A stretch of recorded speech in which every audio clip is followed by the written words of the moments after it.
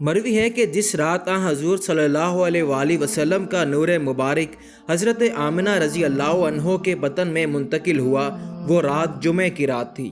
فرشتوں نے جنت کا دروازہ کھول دیا تھا اور زمینوں آسمانوں میں یہ اعلان ہوا کہ وہ نور جو ایک محفوظ اور چھپا ہوا خزانہ تھا، وہ اس رات حضرت محمد صلی اللہ علیہ وآلہ وسلم کی والدہ محترمہ کے بطن میں منتقل ہو گیا۔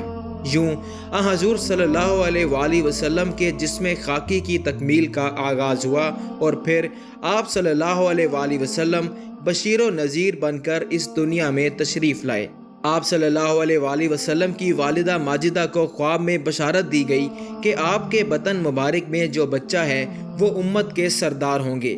ایک اور روایت کے مطابق خیر العالمین اور پوری انسانیت کے سردار بھی بتایا گیا تھا۔ حضور صلی اللہ علیہ وآلہ وسلم اپنی والدہ ماجدہ کے بطن مبارک میں ابھی صرف 2 ماہ کے تھے کہ آپ صلی اللہ علیہ وآلہ وسلم کے والد محترم حضرت عبداللہ انتقال فرما گئے۔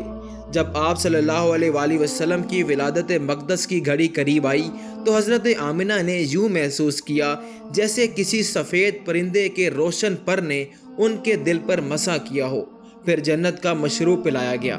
چند دراز قد اور لمبی عورتوں کو دیکھا جو فرعون کی بیوی جو حضرت موسیٰ پر ایمان لے آئی تھیں، حضرت آسیہ اور حضرت مریم بنت عمران تھیں۔ ان کے ساتھ جنت کی حوریں بھی تھیں۔